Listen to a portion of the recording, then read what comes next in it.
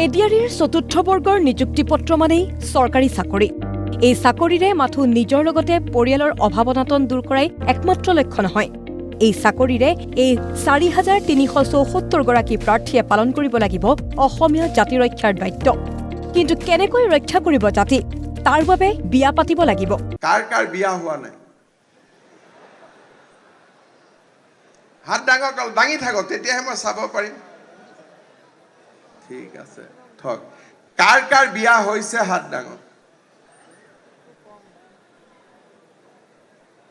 ঠিক আছে, যাৰ যাৰ বিয়া হোৱা নাই আজি চাকৰিৰ পিছত তুৰন্ত উইদিন 1 year বিয়া পাতিব লাগে। ঠিক আছে, 1 বছৰতকৈ দেৰি কৰিব নালাগে। আজিকালি বিয়া কৰাওঁতে 30 বছৰ 31 বছৰ এনেকুৱা কৰোঁতে কৰোঁতে আমাৰ অসমীয়া মানুহৰ সংখ্যাটো লাহে লাহে কমি গৈ আছে। আপোনালোকে চাব যে অসমীয়া গাঁৱত গ'লে আজিকালি বাচ্চা দেখাই নাপায়। অৱশ্যে এনেকুৱা মানুহ আছে যাৰ ঘৰত 8টা 9টালৈকে আছে, সেইটো এটা বেলেগ কথা। কিন্তু দেৰিকৈ বিয়া পাতোতে আমাৰ অসমীয়া মানুহৰ সংখ্যাটো নোহোৱা হৈ যাব, আমি পৃথিৱীৰ পৰা নোহোৱা হৈ যাম।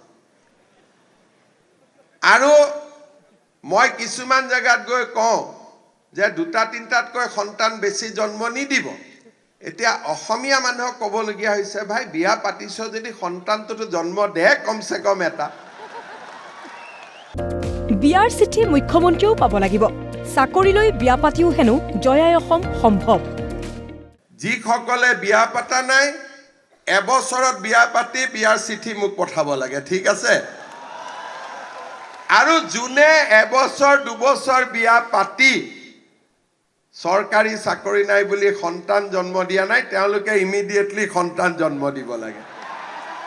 এই 2টা পৰামৰ্শ মোৰ ব্যক্তিগতভাৱে থাকিলে।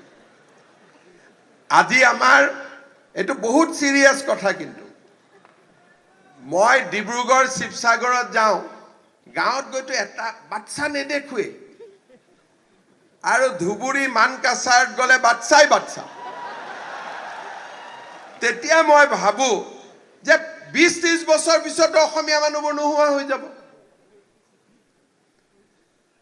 আৰু এই কথাখিনি আপোনালোকে নিজেও এবাৰ চিন্তা কৰিব যে যদি মোৰ দেউতাৰ 2জন আছিল, মই যদি 2জন নকৰোঁ, চাইকেলটো কেনেকৈ থাকিব?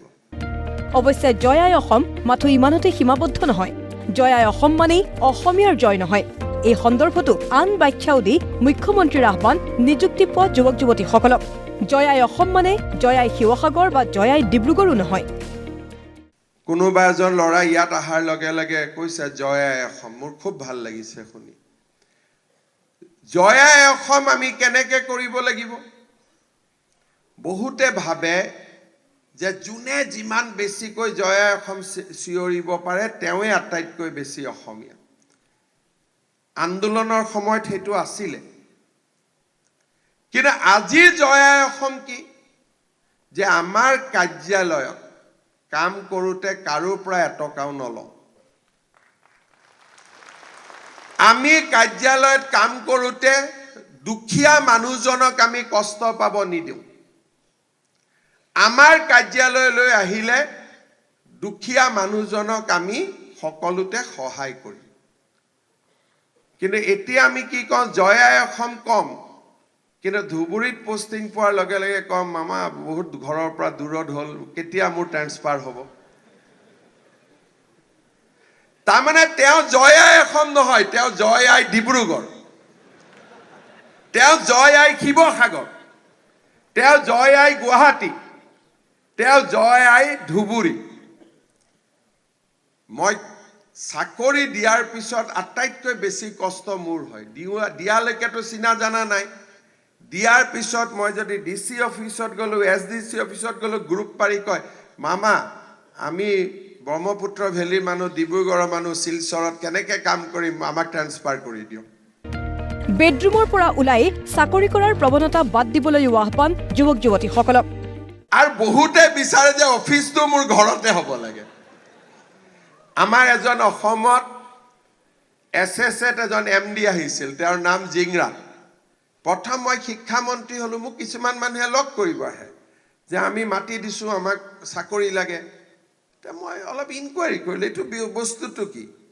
লাষ্টত মই বুজিলোঁ যে তেওঁ অসমত 4,000 মান স্কুল পাতি দিলে যে নিজৰ ঘৰতে স্কুল হ'ব, আৰু য'ত স্কুল হ'ব ল'ৰাজনে তাতেই চাকৰি কৰিব। তেতিয়া মই সুধিলোঁ আপোনালোকে চাকৰি কৰিব ক'ত যায়? বোলে বেডৰুমত ড্ৰেছ কৰোঁ, ড্ৰয়িং ৰুমত চাকৰি কৰোঁ। চ' এনেকে আমাৰ কাম কৰিছিল। পিছত যেনে তেনে মই মানুহবিলাকক অলপ দূৰে দূৰে পঠালোঁ, বোলো বেডৰুমৰ পৰা ড্ৰয়িং ৰুমলৈকে ইমান চাকৰি কৰিব নালাগে, অলপ বাবাহঁত দূৰলৈকে যাব লাগে। বদলিৰ বাবে স্বাগত সতীৰ্থ নামৰ পৰ্টেলত নাম পঞ্জীয়ন কৰিব পাৰিব নিযুক্তি পোৱাসকলে। আমি এটা পৰ্টেল কৰিছোঁ, স্বাগত সতীৰ্থ। 1 তাৰিখে আমি খুলিম এইবাৰৰ পৰ্টেলটো, 1 ফেব্ৰুৱাৰী দিনাখন খুলিম। যেনেকে ইয়াত শিৱসাগৰ মানুহ আছে, গোৱালপাৰাৰ মানুহ আছে, সেই পৰ্টেলত গ'লে আমি নিজৰ নাম ৰেজিষ্টাৰ কৰিলে তেতিয়া আমি এজন মেটচ বিচাৰি পাম যে এওঁ ডিব্ৰুগড়ৰ পৰা আহিব যোৰহাটলৈকে, আৰু এওঁ যোৰহাটৰ পৰা ডিব্ৰুগড়লৈকে যাব। সকলোৱে মেটচ নাপায়, কিন্তু যিমানে নতুন চাকৰি উলিয়াই থাকে লাহে লাহে মেটচ পাই গৈ থাকে। কাৰ্যালয়ত ঘোষ নোখোৱাৰ, অহংকাৰী নোহোৱাৰ সংকল্প দিয়ালে মুখ্যমন্ত্ৰীয়ে। অফিচত আহিলে কোনো মানুহৰ পৰা পইচা নোখোজো, হ'বনে নাই? চবে হাত দাঙকচোন, কোন কোন হ'ব মই চাওঁ। ঠিক আছে। আৰু দৰিদ্ৰ দুখীয়া মানুহক আমি সদায় ভাল ব্যৱহাৰ কৰিম। কামটো নকৰিব পাৰোঁ, কিন্তু দৰিদ্ৰ দুখীয়া মানুহক আমি ভাল ব্যৱহাৰ কৰিম। মানুহে আটাইতকৈ বেয়া পায় এৰোগেন্সটো। বহুত আমাৰ অফিচাৰ কৰ্মচাৰী তেওঁলোকে অফিচটোৰ চকীখনত বহি থাকিলে ইমান বেছি এৰোগেন্ট হয়, কিন্তু আজি হ'ল কালি সময় পাৰে হৈ গ'ল, ৰিটায়াৰমেণ্ট আহিয়ে গ'ল। মানুহে বুজিয়ে নাপায় যে চিনেমাৰ দৰে ধাপ ধাপ ধাপ ধাপ সময় পাৰ হৈ যায়। একো বস্তুৱে পাৰ্মানেণ্ট নহয়, চব অস্থায়ী। চাকৰিত যোগ দিয়াৰ পিছত চৰকাৰী কৰ্মচাৰী নামৰ এচাম সগুণৰ সন্মুখীন হ'ব লাগিব। তেতিয়া কি কৰিব? তেতিয়া যুদ্ধ কৰিবলৈ আহ্বান মুখ্যমন্ত্ৰীৰ। যোগদান কেতিয়া কৰিব? মোৰ মতেতো চৰকাৰী মতে আপোনালোকে কালিয়ে যোগদান কৰিব পাৰে, কিন্তু মই এটা পৰামৰ্শ দিওঁ, সকলোৱে মানি ল'ব, পুহ মাহত জইন কৰিব নালাগে। পুহ মাহটো ভাল কামৰ কাৰণে আৰম্ভণি নহয়। সেইকাৰণে মই এপইণ্টমেণ্ট লেটাৰখন মাঘলৈকে নিব খুজিছিলোঁ, কিন্তু আপোনালোকে ইমান কৈ থাকিলেতো আৰু মই ঠিক আছে বাৰু। মাঘৰ বিহুটো খাই যোগদান কৰিব। 15 দিনৰ ভিতৰত যোগদান কৰিলে সকলোৰে চিনিয়ৰিটি চব মেইনটেইন থাকিব। আজি হ'ল 9 তাৰিখ, কোনদিনা ভোগালী বিহু? 15 নে 14? ইমানলৈকে মোৰ কণ্ট্ৰল আছে। আজিলৈকে মই যিখিনি কৰিলোঁ এইখিনি মোৰ নিয়ন্ত্ৰণত হ'ল। অহা কালিৰ পৰা বিলখন বনাওঁতে, ট্ৰেজাৰী যাওঁতে তাতো সগুণ কিছুমান বহি আছে। আৰু মোক মানুহে কয়ও যে মামা আপুনি ইমান ধুনীয়াকৈ মাতি মিলি চাকৰি দিলে, এতিয়া দেখোন পইচা খোজে। এইটোৱে হ'ল অসমৰ দুৰ্ভাগ্য।